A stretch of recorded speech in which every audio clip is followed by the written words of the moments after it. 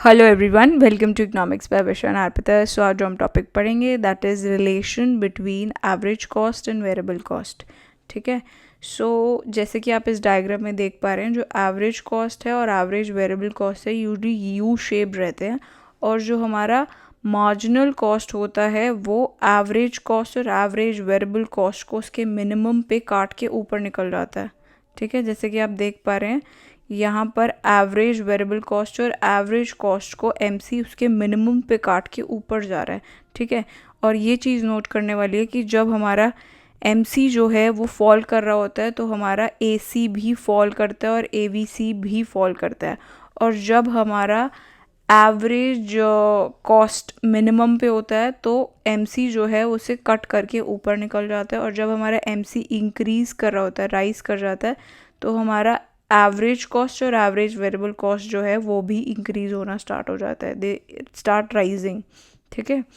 So now let's see a question that was asked previously in 2018, जिसमें पूछ रखा है कि मार्जिनल कॉस्ट जो है वो इक्वल टू एवरेज कॉस्ट कब होगा। तो जो कि हमने देख भी चुके हैं कि मार्जिनल कॉस्ट एवरेज कॉस्ट के बराबर कब होगा, जब एवरेज कॉस्ट जो होगा that will be at zero, मतलब जो उसका स्लोप होगा एवरेज कॉस्ट का will be zero. So accordingly third जो है दैट्स द करेक्ट ऑप्शन। ठीक है, so this is the correct option. So now the diagram is also shown regarding the same कि जो हमारा एवरेज टोटल कॉस्ट जो है वो डिक्रीज़ करता है इनिशियली, जैसे हम आउटपुट को बढ़ाते हैं फिर उसका स्लोप जो है इट रीचेज ज़ीरो, और फिर ये इंक्रीज़ होना स्टार्ट हो जाता है। ठीक है। नाउ अब इसकी डेफिनेशंस देख लेते हैं एवरेज टोटल कॉस्ट की क्या होती है। Average total cost is basically the sum of average variable cost and average fixed cost. जब इन दोनों को ऐड कर देते हैं तो हमें क्या मिलता है, एवरेज टोटल कॉस्ट। ठीक है, और सेकंड डेफिनेशन से इसकी एवरेज टोटल कॉस्ट को निकालने के लिए हमें टोटल कॉस्ट को क्वांटिटी से डिवाइड करना पड़ता है, मतलब it is basically total cost divide by the number of units of output जो कि प्रोड्यूस हो रहे हैं। ठीक है, so that is average total cost. So the diagram is also shown here कि जो हमारा एवरेज टोटल कॉस्ट या एवरेज वेरिएबल कॉस्ट होता है दे आर यू शेप्ड, और एवरेज फिक्स्ड कॉस्ट जो है जैसे हम क्वांटिटी को बढ़ाते हैं वो गिरता चला जाता है। So that is why it is, ये हमारा जो हाइपरबोला बोलता है, it is basically downward sloping बनता है हमारा एवरेज फिक्स्ड कॉस्ट। ठीक है, एवरेज टोटल कॉस्ट क्या होता है, यू शेप्ड होता है, as the I have already told you in the previous diagram as well, क्योंकि उसका जो शेप होता है that is derive from the average variable cost. और एवरेज वेरिएबल कॉस्ट जैसे कि हमें पता है इट इज़ यू शेप्ड, और यू शेप्ड क्यों होता है, बिकॉज इसमें 3 रिटर्न्स होते हैं। पहले जैसे आप देख रहे हो एवरेज वेरिएबल कॉस्ट के, ये हमें कॉस्ट कम होती है इनिशियली, मतलब इंक्रीजिंग रिटर्न्स होते हैं। कम कॉस्ट मतलब प्रॉफिट ज़्यादा होना, तो दैट इज़ ओनली देयर कि इंक्रीजिंग रिटर्न्स होते हैं, बिकॉज एवरेज कॉस्ट जो है वो फॉल करती है, बट उसके बाद वो कांस्टेंट रिटर्न देते हैं, मतलब वो अपने मिनिमम पॉइंट पे होती है। Average variable cost minimum point पे होती है, फिर डिक्रीजिंग रिटर्न्स आने स्टार्ट हो जाते हैं क्योंकि कॉस्ट जो है वो बढ़नी स्टार्ट हो जाती है।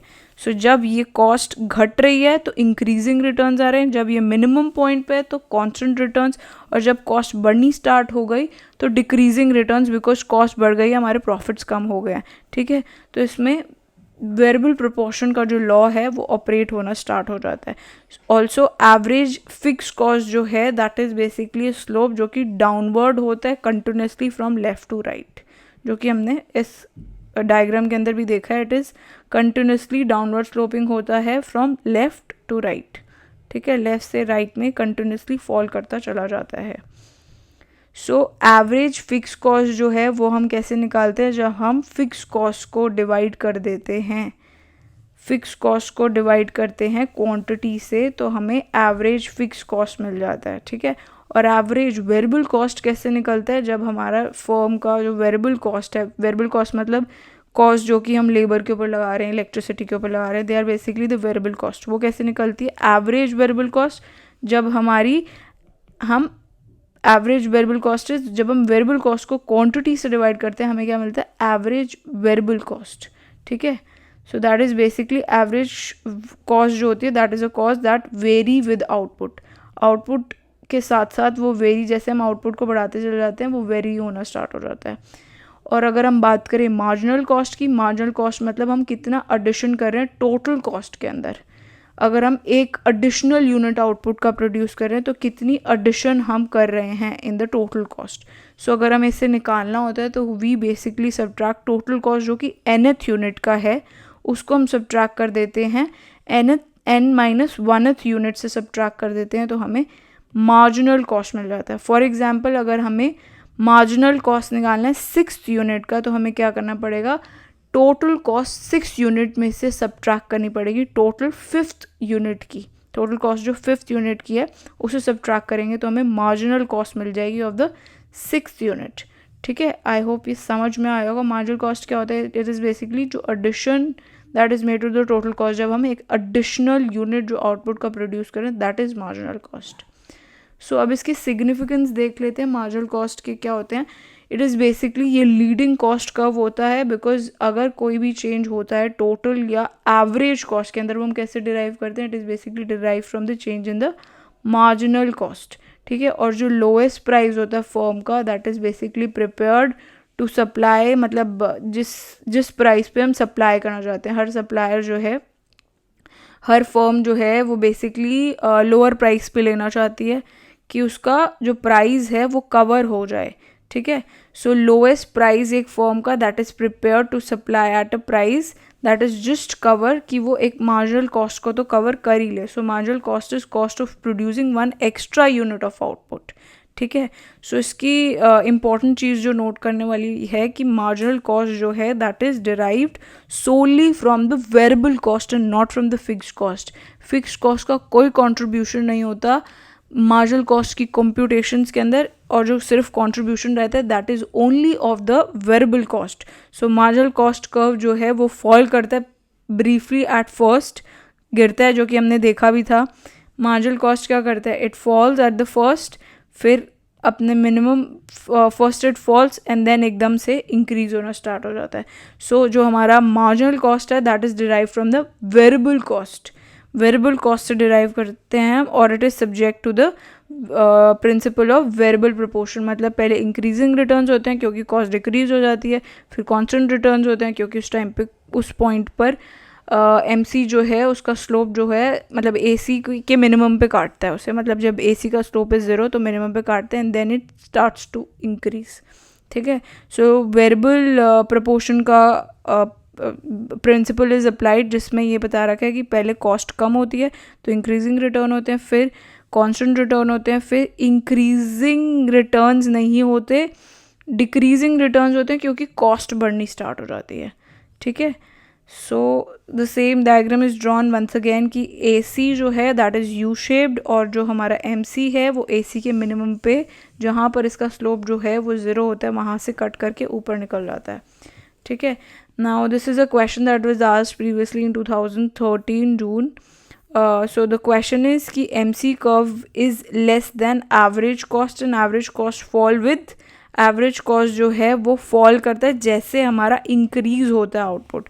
So A जो है that is the correct option. ठीक है, so A is a correct option. इसमें basically पूछा गया कि MC जो है वो क्या करता है, decrease करता है, and वहाँ पर वही चीज़ अगर यू शेप्ड हम बनाएं कर्व, जस्ट अ सेकेंड, अगर हम यू शेप्ड AC कर्व बनाते हैं अपना, and if this is the MC curve, तो MC जो है वो लेस होता है than average cost. When average cost क्या होता है, बेसिकली इंक्रीज़ करता है, आउटपुट के साथ साथ इंक्रीज़ करता है, फिर उसके बाद MC जो है वो ग्रेटर हो जाता है AC से. सो A option is the correct option. ठीक है, नेक्स्ट इज़ जो हमारा एवरेज जो मार्जिनल कॉस्ट है दैट इज़ वो इवेंचुअली राइज करता है जैसे हमारी क्वांटिटी जो है आउटपुट की बढ़ती है वैसे वैसे बढ़ता चला जाता है कॉस्ट. वो हमने AC में भी देखा था कि इनिशियली कॉस्ट कम होती है, फिर वो कांस्टेंट पे होती है and then it starts to increase. So वही total cost curve is U shape, it's the repetition of the previous thing that we have done earlier. और जो हमारी मार्जिनल कॉस्ट कर्व है वो क्रॉस करती है एवरेज टोटल कॉस्ट को उसके मिनिमम पॉइंट पे, that is average total cost के मिनिमम पॉइंट पे कट करती है और आगे निकल जाती है. ठीक है, so there is no effect, fixed cost का कोई इफेक्ट नहीं होता है MC के ऊपर. MC का जो सिर्फ असर पड़ता है that is only from the variable cost and not from the fixed cost. Also अब इसके रिलेशनशिप पढ़ लेते हैं, MC और AC के रिलेशनशिप. ये चीज़ पता रखिए कि जो हमारा MC है वो लेस देन एवरेज कॉस्ट होता है तब उस केस में जो हमारा एवरेज टोटल कॉस्ट है वो फॉल कर रहा होता है. This I will just explain through diagram also. ये मैंने पहले भी वैसे समझाया है. सो इसमें ये बता रखा है हमारा जो AC होता है वो क्या होता है, यू शेप्ड होता है, और जो हमारा MC होता है इट इज़ लाइक दिस. तो जब हमारा MC जो है वो लेस होता है दैन AC, मतलब यहाँ पे है लेस दैन AC ज़्यादा है MC कम है, तो वहाँ पे AC क्या है, फॉल करता है. जब हमारा MC जो है that is greater than AC, जब AC से ऊपर हो जाता है तो हमारा AC जो है वो राइज करना स्टार्ट कर जाता है, और जब हमारा MC जो है वो बेसिकली क्रॉस कर देता है किसे, एवरेज टोटल कॉस्ट को एट इट्स एफिशिएंट पॉइंट, मतलब जहाँ पर AC जो है दैट इज़ मिनिमम, मतलब वो ज़ीरो पे होता है, तब वहाँ पे हमारा MC कट करके ऊपर निकल जाता है. So this is basically the relationship between the average cost and the average marginal cost. ठीक है. अब ये बेसिकली अप हिल्स बता रखे हैं. पॉजिटिव स्लोप क्या होता है, नेगेटिव स्लोप क्या होता है, स्लोप ज़ीरो क्या होता है, और स्लोप जब इन्फिनाइट होता है बेसिकली अनडिटर्मिन्ड होता है, अनडिफाइंड होता है, तब क्या होता है. जब अप हिल होता है इट इज़ लाइक दिस. ठीक है, it is like this upward sloping, और जो हमारा डाउनवर्ड होगा down hill it is like this horizontal, मतलब स्लोप वहाँ पे ज़ीरो है, इन्फिनाइट, तो इस केस में it is parallel to the y axis. horizontal में it is parallel to the x axis, vertical में it is parallel to the x axis. वहाँ पे undefined होता है और यहाँ पे ज़ीरो होता है. आई होप आपको ये अच्छे से सब कुछ सारे कॉन्सेप्ट समझ में आए होंगे. ठीक है, thanks for watching, bye bye.